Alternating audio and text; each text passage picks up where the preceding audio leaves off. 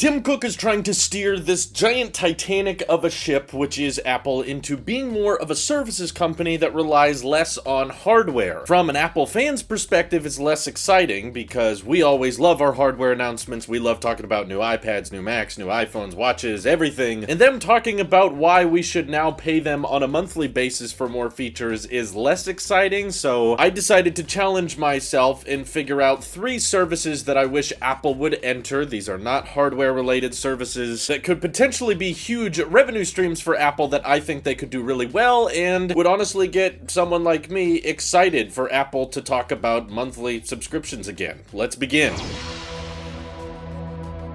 First one feels very obvious, and we dove into it more in last week's Tailosive Tech podcast, but there are a lot of up-and-coming alternative carrier options out there that are piggybacking off of the existing network, whether it's Verizon, T-Mobile, or AT&T. They rent out cellular towers from those big companies and sell them usually at a discounted price to their own customer base. And I use one of these myself called Mint Mobile, not a sponsor or anything, but they just offer great speed at a good price, and a lot of people are switching to those, and it's made me wonder, why doesn't Apple make their own carrier that would be built directly into the iPhone and pretty much only available for iPhone users, and they could do it almost entirely electronically, so it's just an eSIM. In the future, they could even start eliminating SIM cards from iPhones if you're buying them through Apple, and because Apple's such a rich company and they know it would just be iOS users buying into this new carrier being designed and optimized from Apple from the ground up, it would make the checkout process for iPhone so much easier. If you knew that when you set up your iPhone, your Apple ID and your Apple Card and your Apple billing and everything was just going to take care of how much data you used every single month, and Apple could rent out the best of the best towers possible because they have tons of money to burn, and they could take over that relationship that Verizon and AT&T keep trying to take over when you buy your new phone every year. So I feel like if Apple entered this space, they would instantly have a huge user base to pull from because the iPhone is their best-selling product ever, and pretty much all of those active monthly iPhone users need to spend money for cellular data and for phone calls and SMS text and all that type of thing. And if Apple's trying to pivot themselves into more subscription and services revenue, why not tackle that market? It's not like Ryan Reynolds with Mint Mobile has access to something that Apple doesn't have access to. They just got money, and Apple's got money too, and I think it would be very simple and easy to understand, and because it's first party and because it's so mainstream and Apple would probably simplify it and make it way easier to understand than Verizon or AT&T do, I think it would be very successful, and maybe too successful to the point that antitrust would preventing Apple from wanting to make such a service, because we always got to stop companies from making the best possible outcome. You know, it's much better that we all suck up to Verizon and AT&T and pay them unhealthy amounts of money every single month because they feel like changing their plans every 30 seconds and attaching random fees and sprinkling in little surcharges here and there, and they're like, oh, we legally have to charge you that. All that kind of BS. I think Apple could get past it, and I think they have a ton of customers that are already using phones, so why not start offering cellular data? Apple's got their own infrastructure to make their own towers probably if they wanted to and go head to head with Verizon and AT&T. They've got billions, and that's pretty much what you need to build out your own cellular infrastructure. So if Apple was designing the modems for their iPhones, which they're going to in a few years, and even designing the towers that their iPhones use, you could have some extremely great speed, great coverage, and probably not hurt your battery life too hard. So that's just one service I think Apple would do great at. Another one that I've seen brought up a lot is a banking option, because a lot of people, including myself, really enjoy the Apple Card. Not so much that it has the best rewards out there, it doesn't have the best interest rates, and it's not even really the best credit card design if you care about that type of thing. But why do so many people like the Apple Card? I think the main reason is it's simple. Sort of how Apple changed the music industry with iTunes and kind of simplified the whole process of buying music online and being able to play it and still supporting artists and all that type of thing. I think that banks as a whole are pretty complicated, and the whole process of storing money and depositing cash and where you work to store your value is still very complicated, and Apple cares a lot about privacy, and I think they're very good at implementing biometrics and trying to simplify complicated processes, and a bank is a very common one that I'm sure the majority of their customers customers all have to use some kind of third-party banking service. And with the rise of online banking becoming more and more popular, and a lot of them trying to incentivize people to switch via high interest rate savings accounts, and how Apple could easily integrate a checking and saving account service that works directly with the Apple Card. My good friend Randy from the Tailosive Tech podcast has also dove into this subject many times on the episodes in the past, and he talks about how there could be all kinds of special benefits to, if you're an Apple Bank customer, you could get priority access at iPhone delivery dates, or get better rates on Apple Card financing, or throw in some extra gigs of iCloud storage or that kind of thing. Just because so many of us have to use banks, and there's ways to do that almost entirely online now. But even if you wanted to have a retail presence for Apple banks, Apple's got Apple stores all over the place, and they plan on adding more and more around the globe. So there would be places to meet with someone to talk about your bank if you wanted to. They'd probably have to train some new Apple geniuses and that kind of thing. But it's something that I think Apple could simplify and make a lot more transparent than today's current banks are. And because of how simple and how easy they made the Apple Card as a credit card to understand, I would love to see them expand their finance department into doing more things. And a bank would be a huge one. A smaller one would probably be, a higher tier of Apple Card where you pay annually for it, but it gives you way better rewards and gives you access to certain things that you wouldn't get on the free Apple Card. Expanding the finance sector as a whole, I would be very, very interested in, instead of Apple trying to sell us on gifts with Apple News Plus, or slightly less annoying video games, or Jennifer Aniston. Those things are not as interesting to me, but Apple going into the banking industry, that would be fascinating. It's like, we don't just want your money, we want you to owe us money. Imagine the interest rates you could get on your house with an Apple Bank. And the third service I would love to see Apple go into, and they probably never will, I'm well aware, but it's something they've attempted before that I feel like they've just never done quite right. But I honestly think Apple could make a really interesting social media that would be an alternative to Twitter, YouTube, Twitch. There's all kinds of social media sites that we're all using regularly now, and they're all starting to blur together.